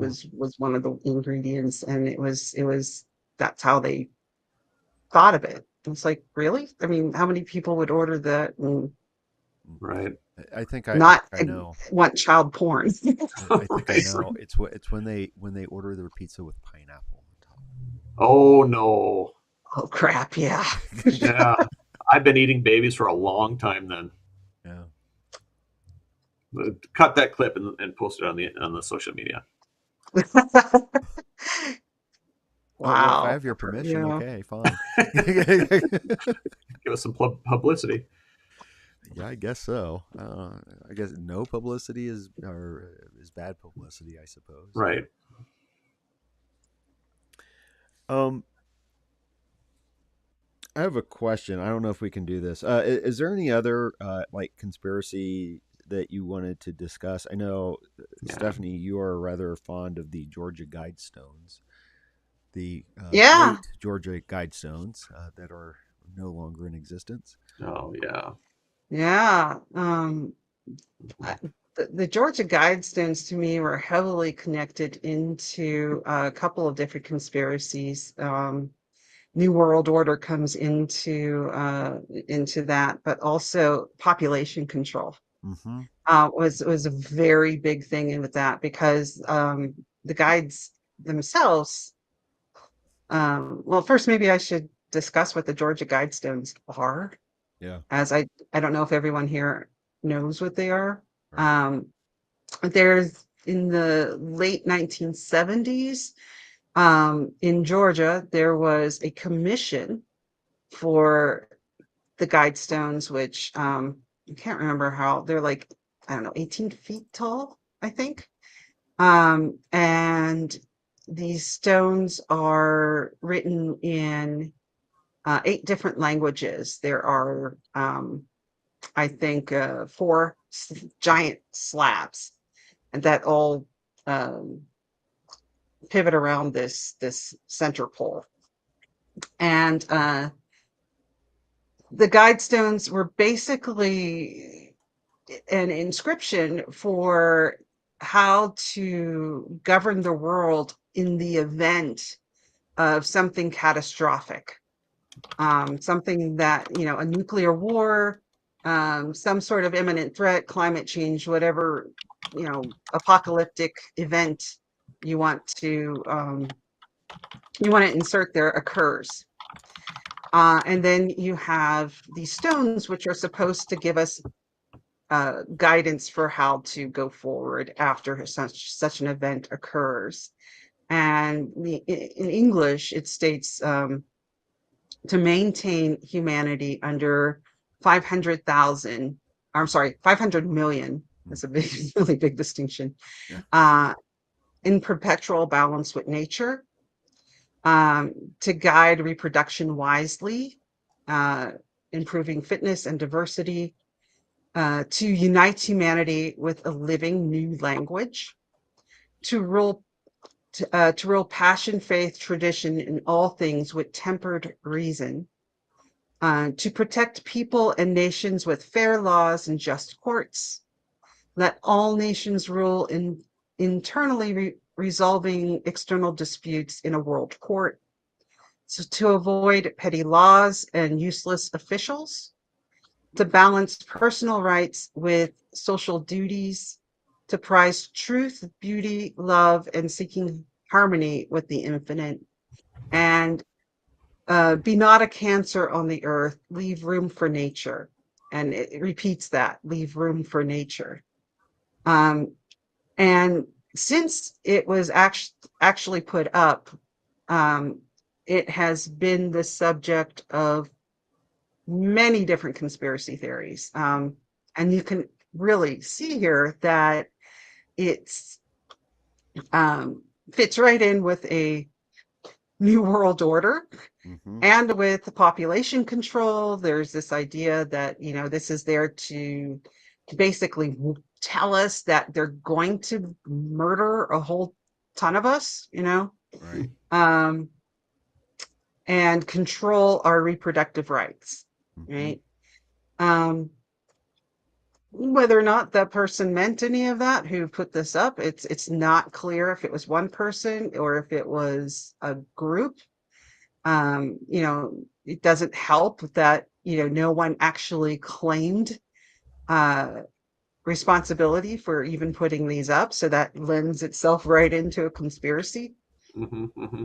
Um, and yeah, I mean, you can definitely see where people are going to come up with all sorts of reasons why these guide stones were put up. Um, but in 2022, someone blew up. I think it Yeah. was the Swahili and Hindu one was blown up. Mm. Um, and then it made the rest of it unstable, so they had to take the rest of them down. Yeah. And they were going to put them back up, but they have decided thus far not to do so. So we don't know if they'll ever be put up again. But yeah, the guide stones are really at the center of so much in terms of conspiracy. Yeah, I seem to remember, and again, I don't know how clear. There is the idea that they know who the group that was behind putting these up. And I hear this a lot in terms of other environmental issues because I'm totally on board with, we need to be mindful of nature and our Right. Hmm. relationship to nature. But I heard criticisms that the group or the person behind it was also proposing eugenics, um, Hmm. Hmm. kind of connecting them to that program, which, of course, we saw with the Nazis as well. Um, Right.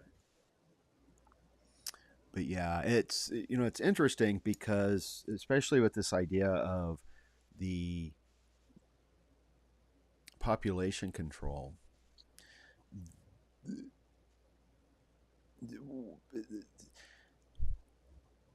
I don't know how much population control we need. I think we need more consumption control. Um, there's a equation I learned. It's called IPAT. The impact equals population times affluence times technology.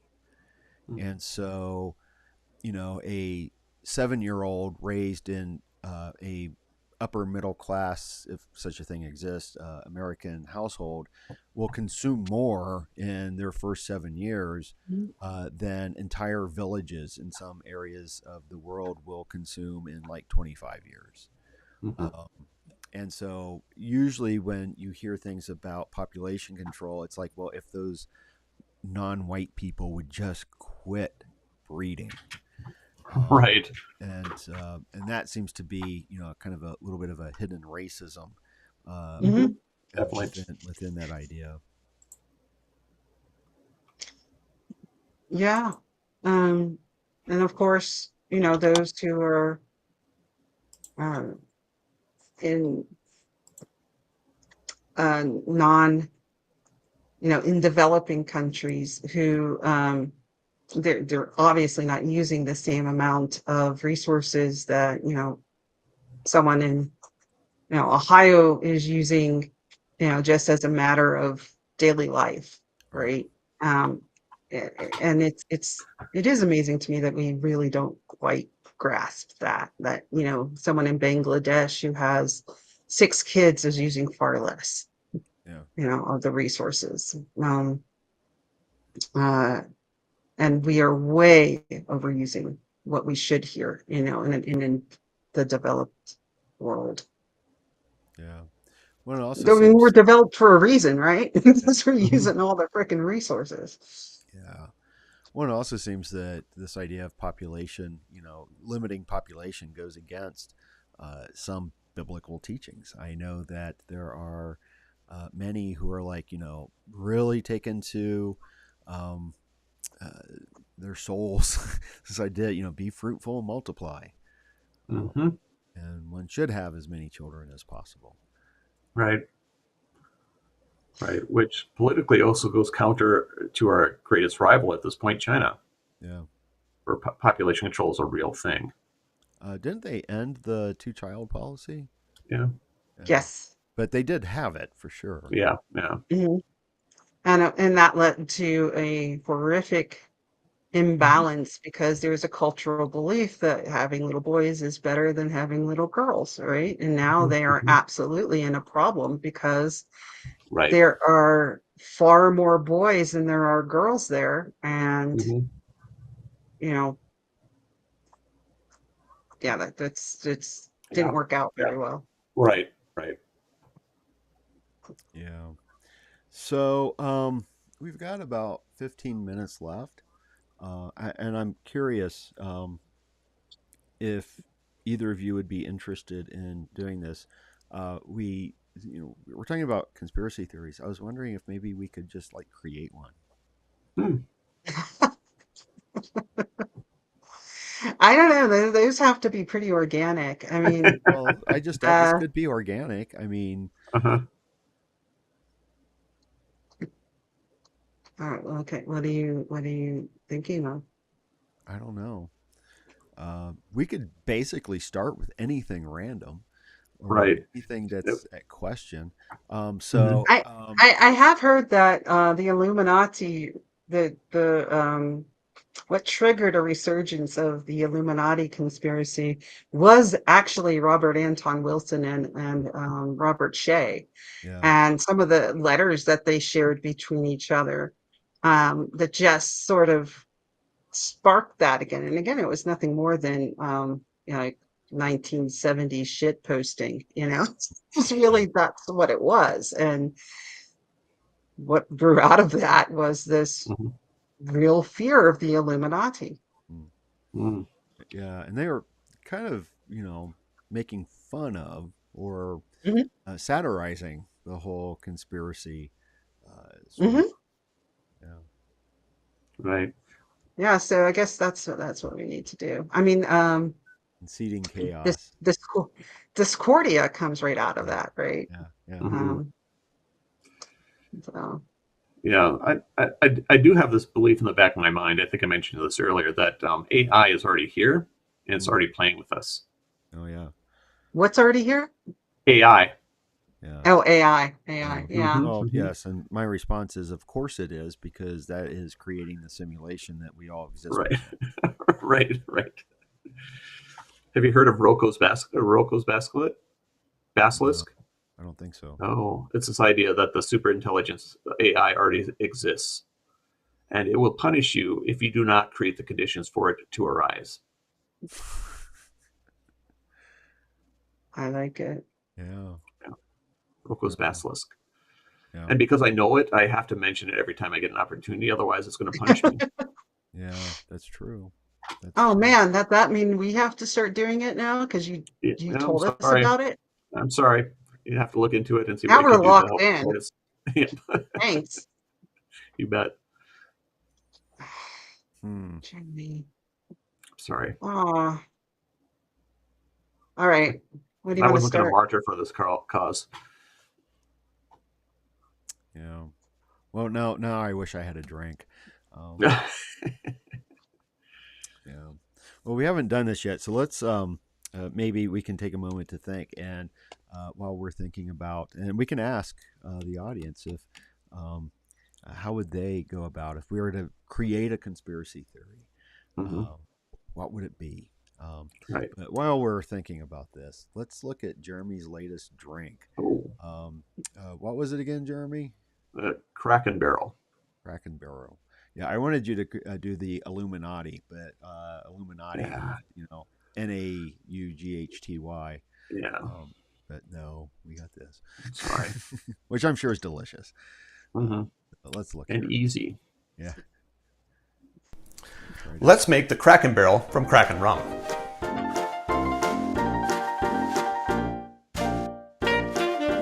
Hi, I'm Jared. Welcome to Kill Devil, where we focus on rum and cocktails. Today we're going to make the Kraken barrel from Kraken rum.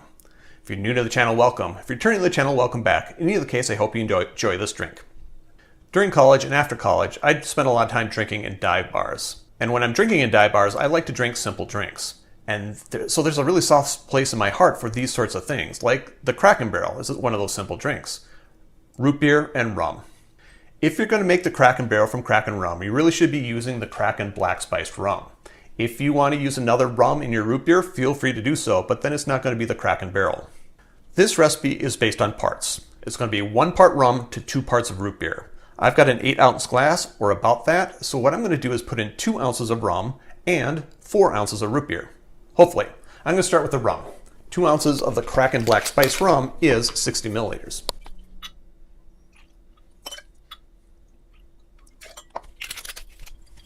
Then 4 ounces of the root beer of your choice. 4 ounces is 120 milliliters. And I'm going to measure it. Normally when I'm sitting back on my deck, I don't measure.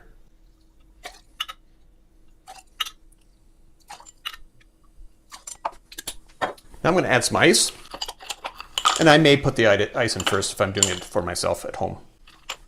Add a straw and garnish. The official garnish are charred marshmallows, which are great if you're around a campfire. But if you're sitting at home during a heat wave, maybe not so great, but let's do it anyway. And there are probably better ways to do this. I think that's enough char. And there you have it, the Kraken Barrel from Kraken Rum. Drink with good spirits.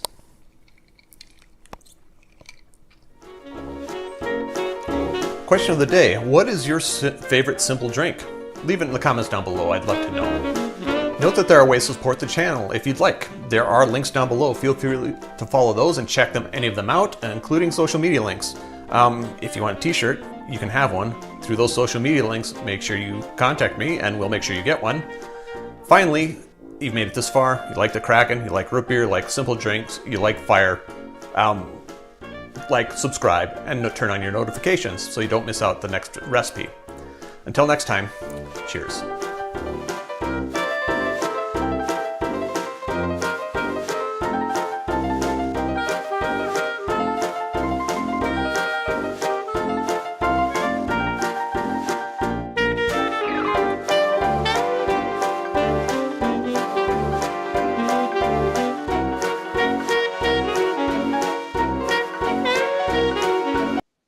Okay, that was simple, and I love root beer, so I've never had There you go then. Wow, that looks like a delicious drink. yeah. Mm-hmm. But you know that And is why you should always have gas stoves because you can char your marshmallows. oh, yeah, I Can't do do have a that with gas stove. I electric. didn't think of that. Yeah, true, true. Yeah, but they want us to get rid of all of our gas stoves. You know, Right, I know. they're trying to control that. Mm-hmm. Yep. So, all right. Anything that final thoughts in terms of conspiracies? You know, there are so many conspiracies and Mm-hmm. conspiracy theories. We didn't address, you know, like some of the big ones, like JFK, which I always think Mm-hmm. of as conspiracy a go go. Thanks to Richard Linklater's Slacker. We didn't talk about the Bilderberg Group, Bohemian Mm-hmm. Grove, um, Mars and Sidonia. That there was a ancient civilization on Mars, Yep, yep. Oh, the yeah. Fourth That's right. Reich. You know, Mm-hmm. what ones can you think of that we might have missed? Elvis is still alive. Is that still around Okay. though? I don't know. I don't know. I'll have to look into that. Of course, Yeah, Hitler is still alive in Argentina. Yeah, yeah, yeah, that's right. Hitler's a big one. yeah. Wasn't there some He's still evidence being that one. some of the Nazis did go to Argentina afterward? Yes, yes. Yes. Yeah. Yeah, that's true enough, but Mhm. um Uh, Hitler's and we brought some Nazi scientists here to help us with some of our And um, that is true as well. Yes. technologies. Hmm. Mm-hmm. Any yeah, others? Hmm? I'm sure there are.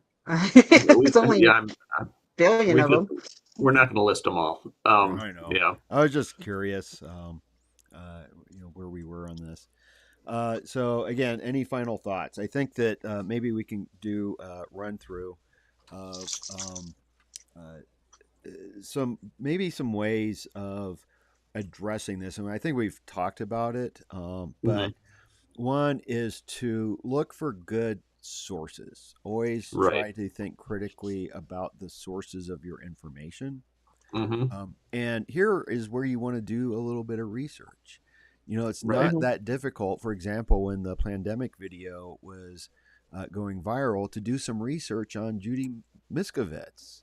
Right. And if you did that, you would find out that, she's not really into immunology, and that she got fired from her position because her research was not replicable. Right. And then she got Mhm. arrested for trying to steal her notebooks, or the notebooks that belonged to the company she worked for, not her own. And she uses Hmm. that as, this persecution, right? Right. Um, it's easy to Yeah. find that out, and look at your sources. Look at the news sources where all this is coming from. Uh, Yeah, but I think pandemic played into beliefs that were already there, yeah, you know, because you had an administration that was not helpful at all yeah, towards the pandemic. Um, it went against people's belief in their freedom to do whatever the hell they want. Hmm. So when you had all that coming together, they're not going to research it, right? They're Right. going to, that plays right into what they already believe. So it's not something that requires more research in their eyes. Right. yeah, yeah. It seems like a lot of wishful thinking. That the Hmm. pandemic just isn't real. That the Hmm. government's lying to us, and you know, There are a lot of people who, while they believed it was real, thought that um, to be exposed to it would actually benefit you, yeah, because yeah, you would build up immunity that yeah, way. And that's not Yeah. how that works. It went completely against the science of how you build immunity, how you build herd immunity. So yeah, I think the people who are going to research this were always going to be the people who research this, and people who don't, Right. um, because it plays into a belief that already exists in them. yeah, Right. And part of it is also that conspiracy theory in general is contagious in your own brain. yeah, Once you start thinking conspiratorially, you tend to hook onto other conspiracies as well. yeah, Hmm. yeah. Absolutely. So, check your sources. Hmm. Be empathetic to Hmm. people, which is Right. connected to don't ridicule. Right. Don't make Hmm. fun of people. Don't call them stupid or anything like that. But the final one is to affirm critical thinking, Hmm. because as mentioned, I think Stephanie, you mentioned earlier, these people aren't. It's not that they're not thinking critically. I mean, in some aspects they aren't, but Hmm. they are trying to use logic, Hmm. and perhaps you can use some logic, but it's going to be limited, especially if they identify the point that Jeremy made, because that's going to be difficult. Hmm. It seems that maybe one way, um, and this goes beyond this conversation, especially since we're at the end, something that might be useful to look at is, um, how do people get pulled out of cults and Hmm. Hmm. stop believing some of the cultish messages. That seems like if we had that, those techniques could also be used in regards Right. to um, reaching the conspiratorial folks. Hmm. So, did you have any final ideas about a conspiracy we can make? No. Yeah, unfortunately, That's this is like it would be recorded, so it'd be easy. So we'll have to do this behind the scenes. We're gonna have a secret meeting, and we're gonna come up with a right. conspiracy, and we're never All Right. gonna right. tell what it is. Yeah. Yeah. There's nothing more I can say in public. Yeah, yeah. Well, we had. I remember in grad school, we had one of the classes I took. We had to create. I don't think either of you were in it. We had to create a cult. Oh yeah, Sandra Oh, really? Dixon's class. I Yeah. wasn't in it with you, but I was in that class. I think a Okay. year Yeah. before. Yeah. What did what was your cult? It fizzled out pretty quick. Oh. There wasn't Ar- much in it. Oh. We were Mine was working the. on a language. Yeah, that's Oh. pretty much it. Yeah, mine was the cult of the mailer demon.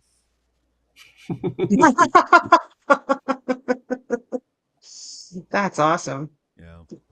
Yeah, I seem to remember, Carl. There was something about the cult of the water cooler. There was something, Yeah. but I preferred the mailer demon. Yeah, I remember the chanting of hydro, Yeah, hydro, yeah, hydro. yeah.